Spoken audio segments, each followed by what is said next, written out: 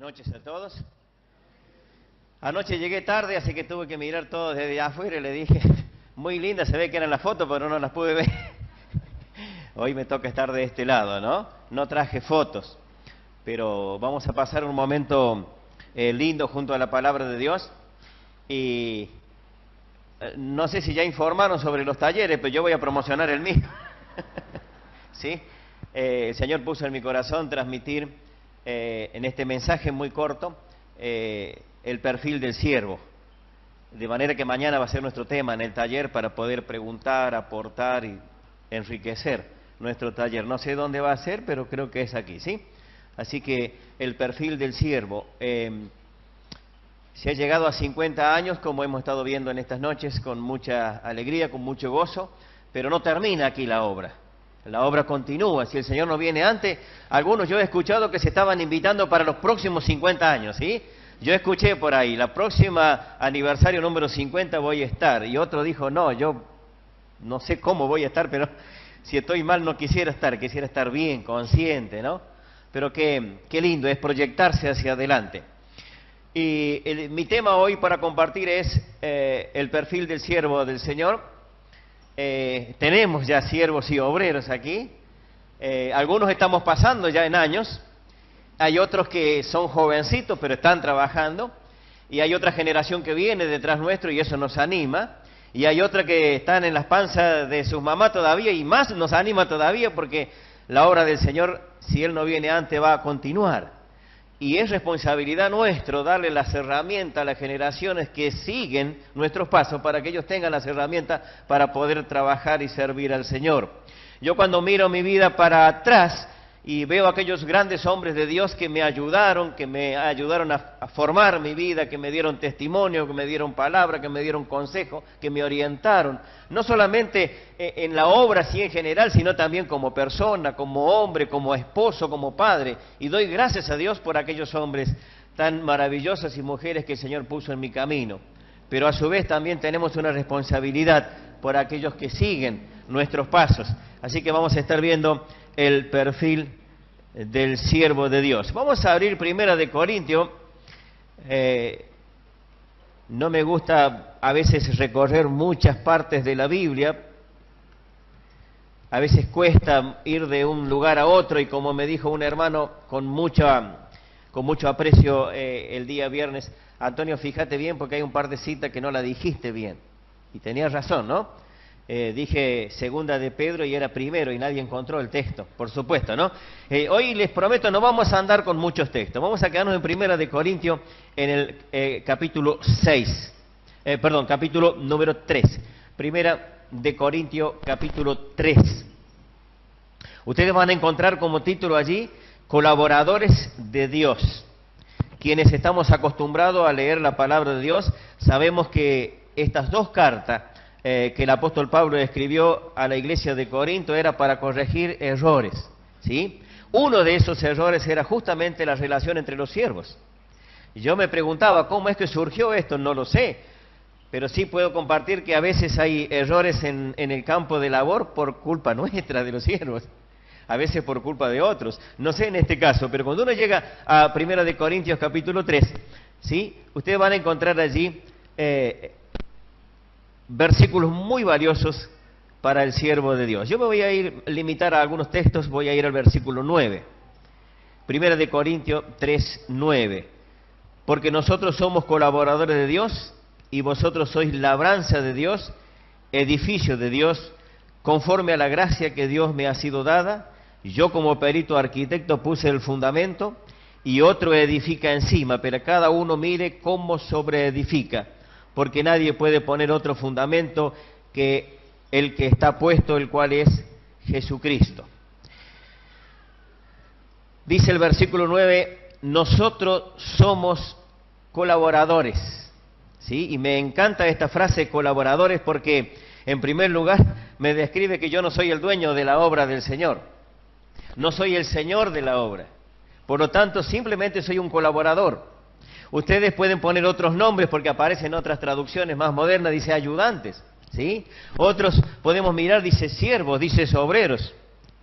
El título que le queramos poner, yo tal vez diga hoy colaborador, o tal vez diga obrero del Señor.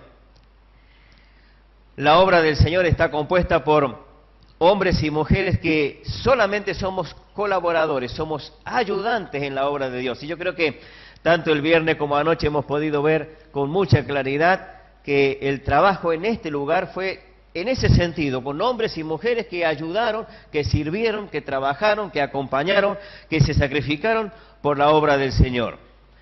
Hemos escuchado algunas veces que en algunos lugares la obra no crece, y hemos escuchado esta frase: no crece porque la obra tiene muchos señores. Eso va en contra de lo que acabamos de leer. La obra del Señor debe tener siempre colaboradores y siervo. Entonces, cuando hablamos del perfil del siervo, debemos tener en cuenta esta palabra muy importante: somos simplemente colaboradores o ayudantes en la obra de Dios.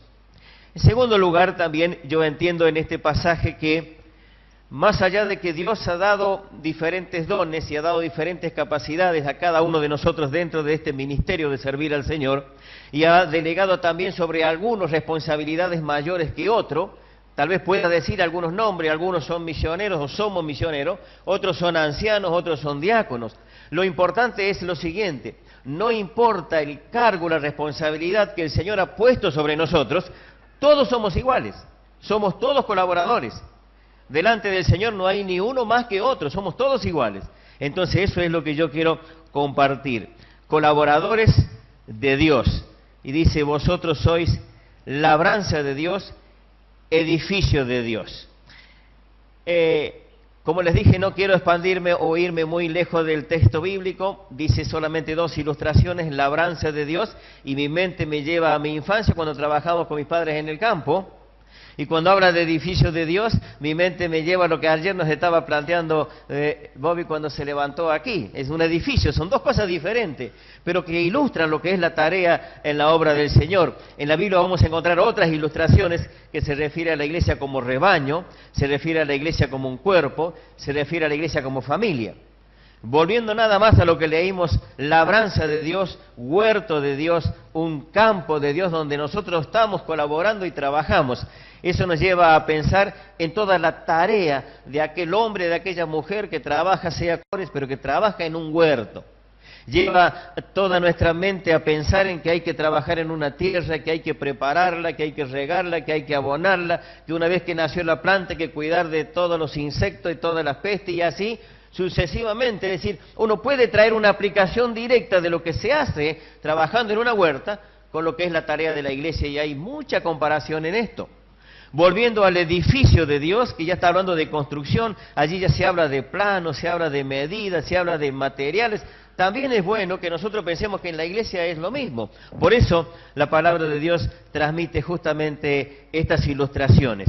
Labranza de Dios, edificio de Dios, pero nosotros somos simplemente obreros, simplemente ayudantes.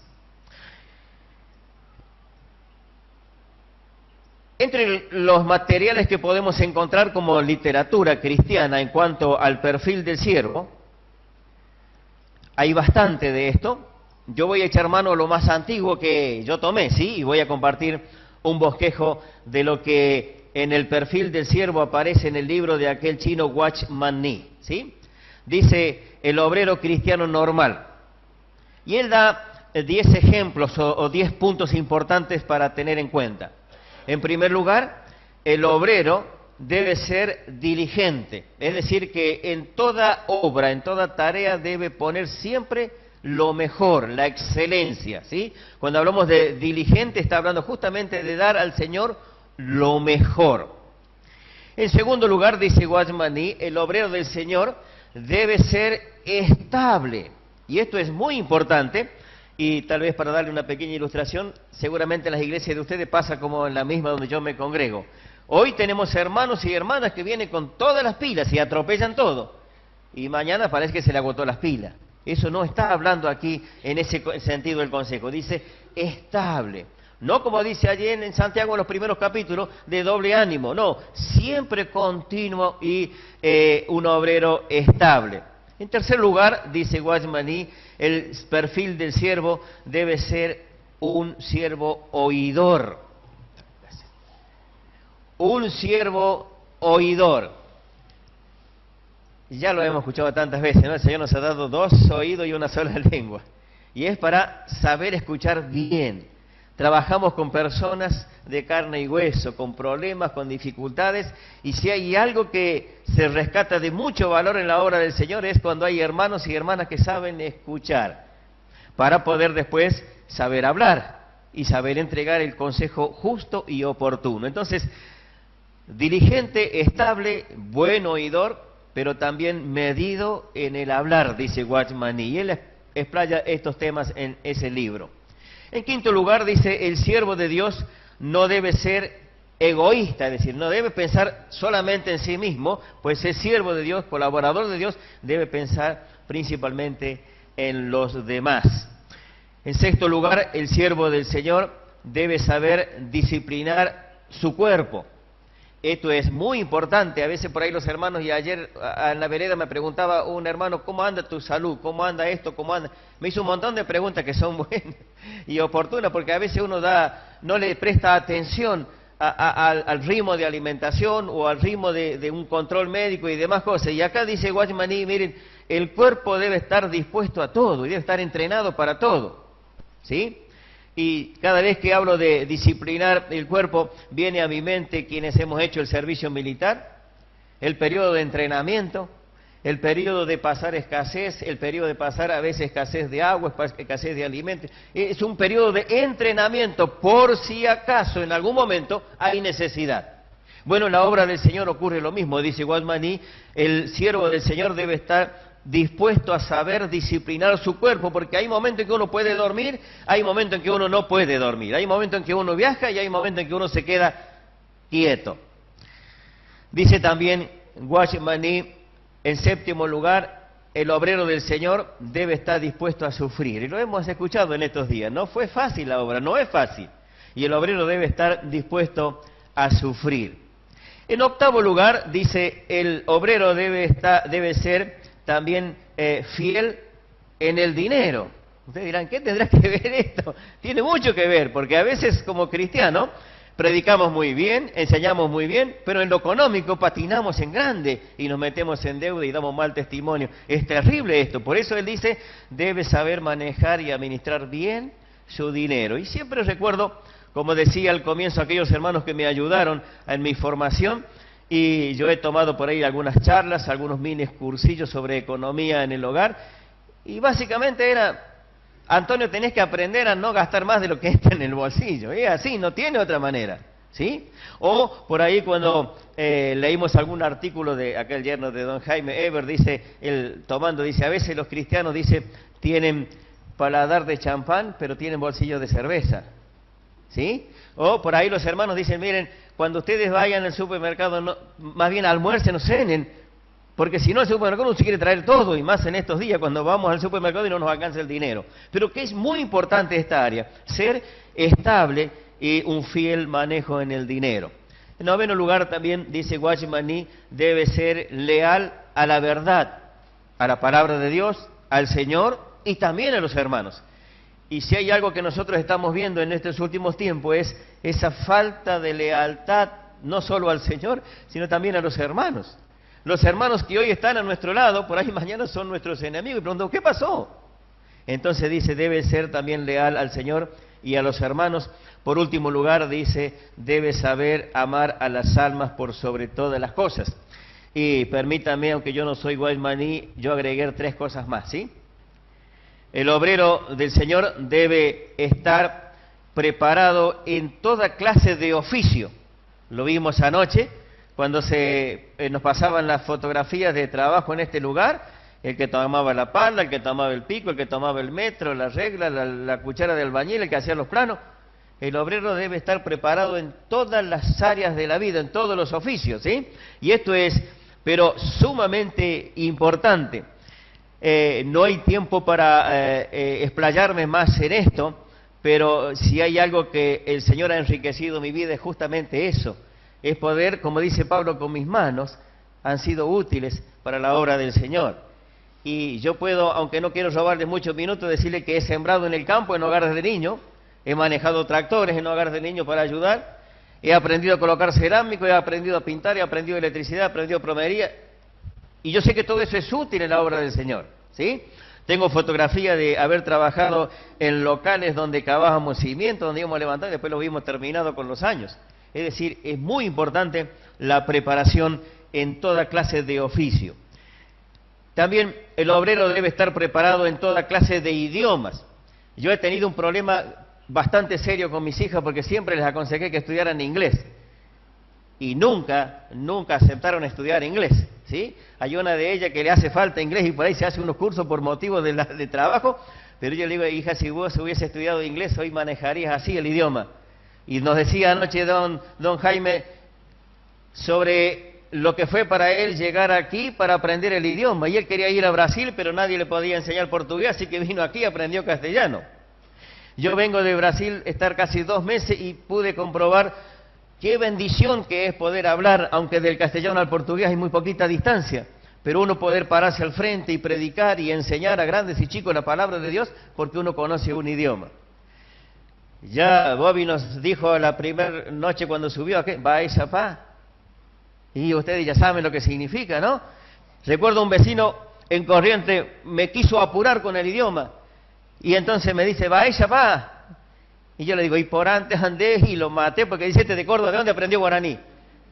¿Se dan cuenta? Es muy importante cuando uno llega a cualquier lugar. Estaba haciendo un viaje hace unos años atrás desde Encarnación al campamento en Hernandari, allí en Alto Paraná, y uno de los hermanos de aquí me dice, mira, va a haber un jovencito, llévalo con vos adelante porque cuando te pare la policía o el tránsito, déjalo que hable él, porque va a hablar en guaraní y no va a tener problema. Entonces, ese viaje fue bien, preguntó, el muchacho le dijo dónde íbamos, todo. Pero después, yo fui a buscar a 2 jóvenes en Foz de Iguazú y me fui solo, y cuando volví me detuvo el policía. Y ahí me preguntó, vos Piojota, me dijo, ¿dónde te vas?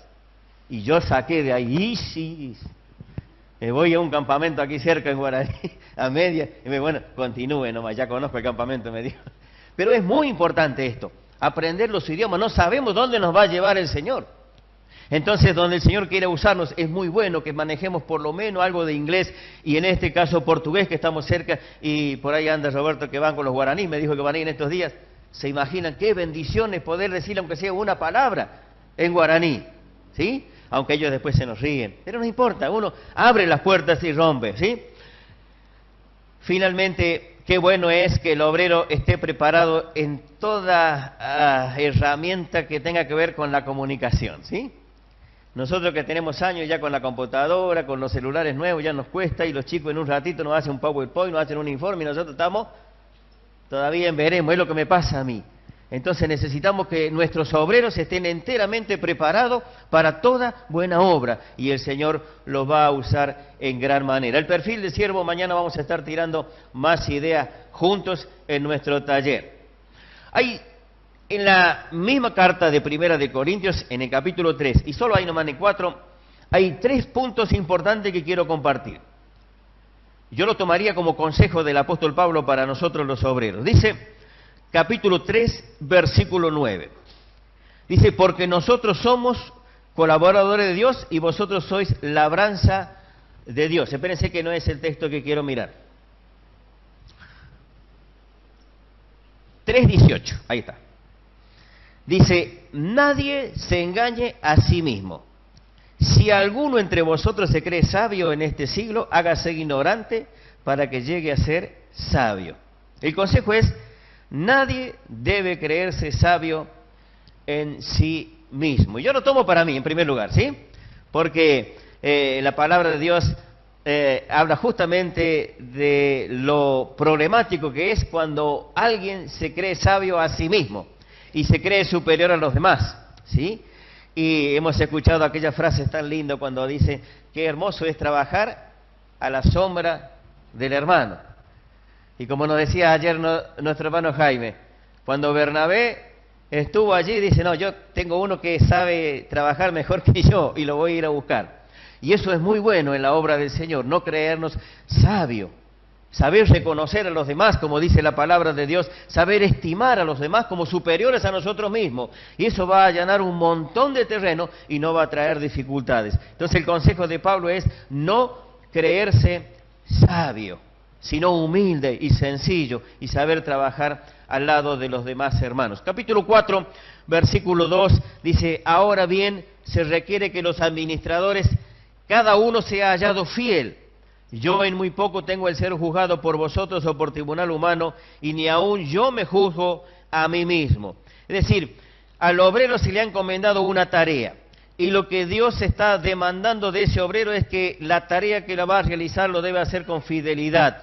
Como hemos dicho ya anteriormente, lo debe hacer con excelencia, ¿sí? Pero el apóstol Pablo agrega en el versículo 3, dice, déjenme traducirlo en mi propio idioma, por lo menos yo lo entiendo así.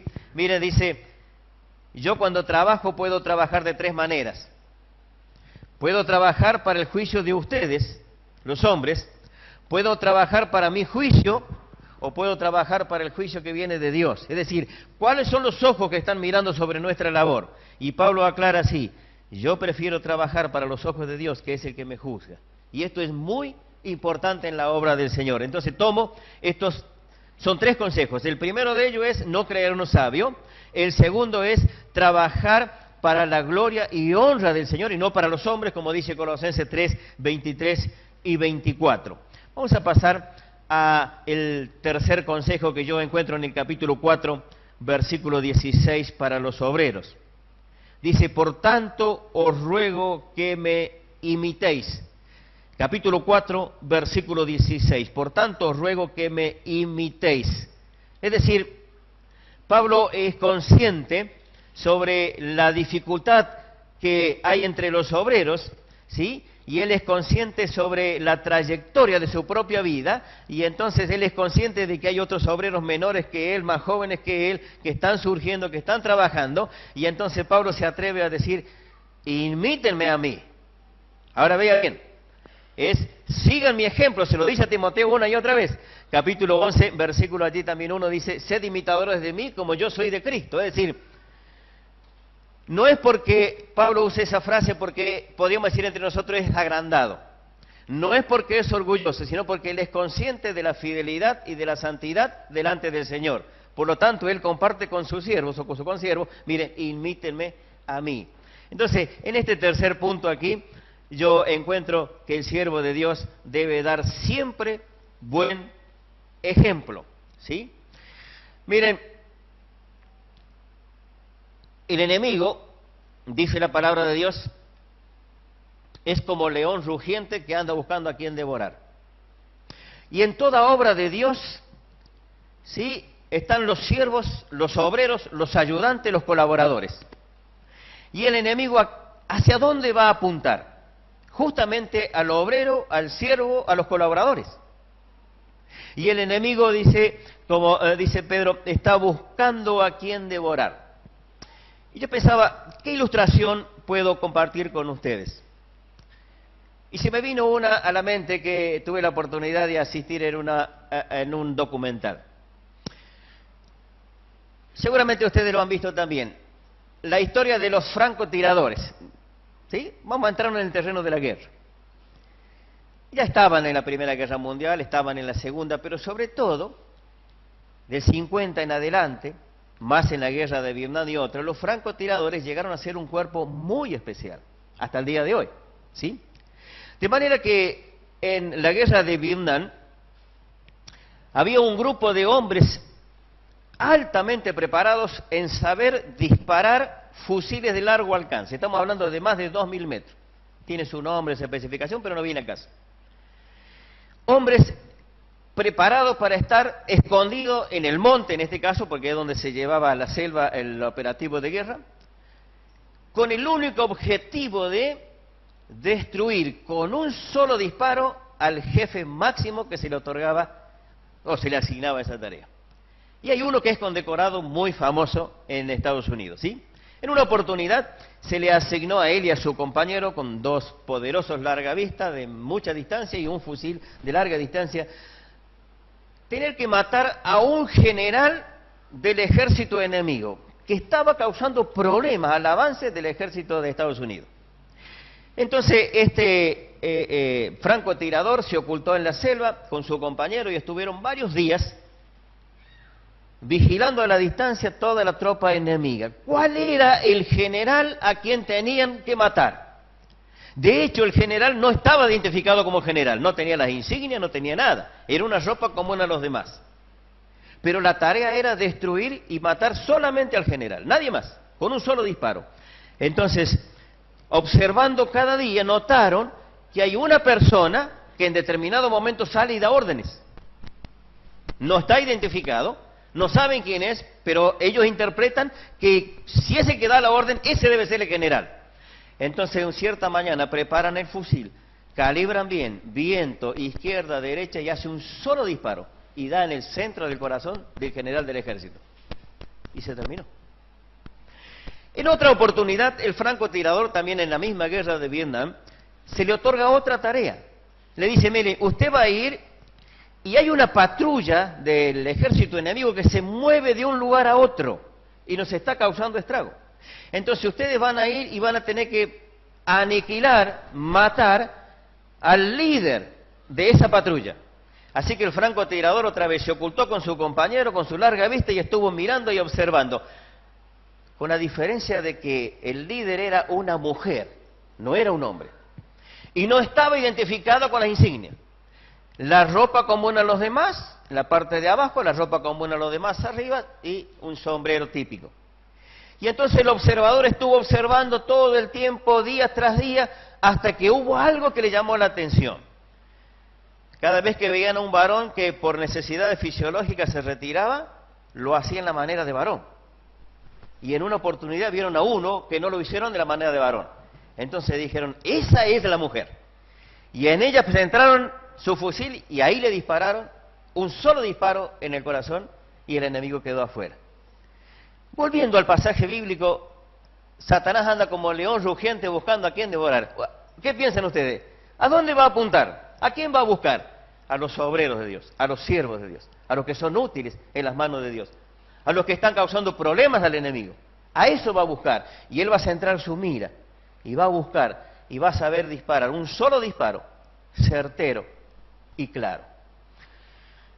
Ayer nuestro hermano nos compartía un poco la historia de este lugar y de la zona, y mencionó las 4 capitales del litoral con iglesias. Nosotros trabajamos 16 años con mi esposa en Corrientes Capital, y 2007 nos trasladamos a Córdoba y dejamos una congregación con 27 hermanos en comunión y 2 hermanos responsables al frente de la obra. Durante 7 años, ahora 2014 en enero. Pero parte del año pasado el enemigo centró su fusil y su mira a uno de los líderes y le arrojó la munición del sexo y dio en el blanco. Y ahora peligra la obra de Corrientes, todavía no abrieron, no tengo información de que abrieron este año. Están haciendo reuniones en Ramada Paso, pero no en la capital. Y estamos animándolo. Mire qué astuto y qué inteligente que es el enemigo, sabe dónde va a pegar. Déjenme compartirles también que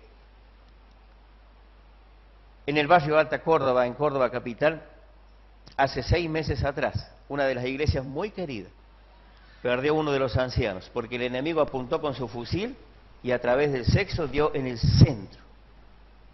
Y eso no era nada. Ahora, antes de salir de Córdoba, me llaman los hermanos preocupados y desesperados. ¿Por qué? Porque el diablo tocó con lo económico a otro de los ancianos y quedó afuera. Entonces, hermanos, cuando Pablo dice, sed imitadores de mí como yo de Cristo, es un desafío muy grande a caminar en santidad y en transparencia. Vamos a leer 2 de Tesalonicenses capítulo 2.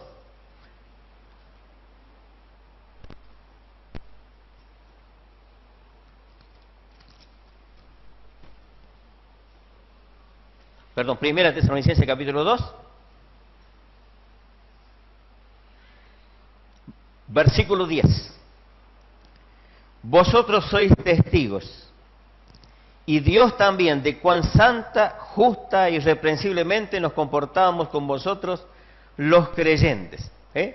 Vosotros sois testigos, y Dios también, de cuán santa, justa e irreprensiblemente nos comportamos con vosotros los creyentes. Y 1 de Pedro 1:16 dice, sed santos porque yo soy santo. Ese es el desafío que tenemos los obreros de Dios. El desafío de todo cristiano, porque el enemigo va a apuntar más a los obreros, pero es para todos los cristianos buscar la santidad, como dice la palabra de Dios, sin la cual ninguno verá al Señor. Entonces Pablo nos deja 3 consejos: no nos creamos sabios, trabajemos para la gloria de Dios y cuidemos nuestra santidad, porque el diablo quiere disparar justamente allí su dardo enemigo.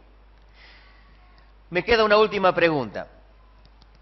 ¿Qué ocurre cuando no me creo sabio a mí mismo? ¿Qué ocurre cuando trabajo para la gloria de Dios y cuando camino en santidad? Hay poder y autoridad. Mire, cuando uno trabaja en la obra del Señor y a veces llegamos a un hogar de visita para llevar la palabra de Dios, no hay mejor cosa que palpar la presencia de Dios con nosotros. Hemos orado en casa, hemos encomendado la tarea, pero uno llega y sabemos que tenemos de parte de Dios la autoridad de Dios para entregar la palabra de Dios. Y atento que a veces cuando entramos en algunos hogares hay todo trabajo de hechicería y de brujería. Y ahí tenemos que ponernos bien los pantalones y en el nombre del Señor avanzamos. Entonces cuando hay buen testimonio, cuando hay santidad, uno tiene poder. Y miren, cuando hay necesidad en algún hermano y uno se acerca y comparte un consejo, comparte un aliento, comparte un texto bíblico, y después el hermano o la hermana dice: gracias por el consejo porque me hizo tanto bien, gracias por el texto porque era lo que necesitaba. ¿Sabe por qué? Porque el poder de Dios estaba allí actuando en la visita, en el consejo, en el texto. Cuando hay que corregir, a veces charlamos con los hermanos y ¿dónde está la autoridad? ¿En el que grita más fuerte? No. Yo tengo un concepto claro. La autoridad no está en gritar, la autoridad está presente nada más, es cuestión de hablar.